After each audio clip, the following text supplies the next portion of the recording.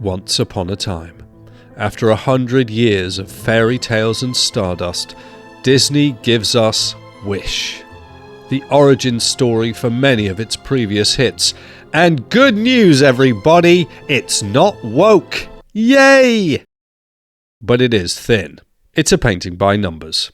Disney have chosen safety first for their centenary feature film, and so we're left with a movie that has a little charm and some humour, but which is ultimately undercooked and empty. The shallow magic of post-streaming Disney is on full display, and let's just say it, the burden of the Disney Animation Studio legacy is far too heavy for this fairy tale. There was such hope from the trailer.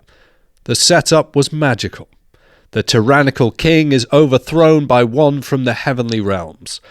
But Star is a remarkably impotent angel. This is an undercooked mythology. Magnifico is a real villain, having opened himself to deep, dark magic. He turns dream bubbles to lead balls and chains the people of his kingdom in thick, green, suspended animation.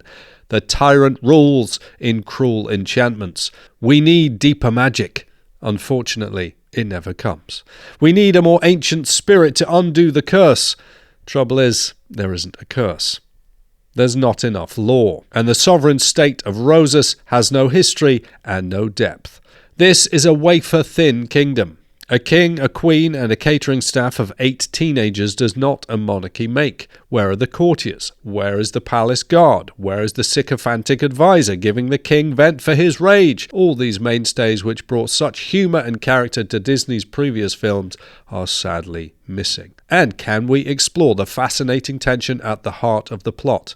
Is there potential for wishes to be anything other than good? Are there wishes which could be dangerous, which might be bad for the world and for the people who have them? No, sadly not. Yet this film also manages to overreach. When did Disney's best fairy tales ever feel the need to explain the existence of the human person? The second world-building song, I'm a Star, has a promising beginning. Have you ever wondered why you look up to the sky for answers? Interesting. Very interesting. Lean in. Well, boys and girls, that's because we're made of stardust, because there was a big explosion, and you are the result. Any more questions? No! Now get on with making your wish into a reality. What's the relationship between the wish as the human identity and the stardust of which they are made? The spirit and the body. The soul. Are these things explored? Sadly not. Here's where we get to in this song. We're all shareholders in the universe. My goodness, could there be a more depressing lyric? This is why this film is so thin. It's a shareholder safety net. Here, Disney has mistaken fairy tale for philosophy. And remember, kids, even in the darkest times, you can remember that you're the same stuff as the stars in the heavens. And the heavens are empty. The star is impotent.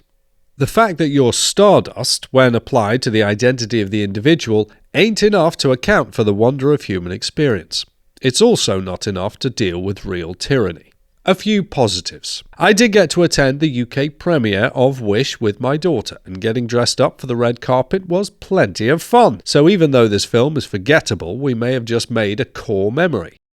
The end credits scene may be the best thing about the film. It certainly looks a lot more magical than everything else. I also managed to meet director Chris Buck, shake him by the hand and say thank you for his work on 2007's Surf's Up. Please remember that media consumption is optional. You are under no obligation to watch this or any other Disney film. I've been Reformed Mythologist named Morgan Locke. I'm glad you were here.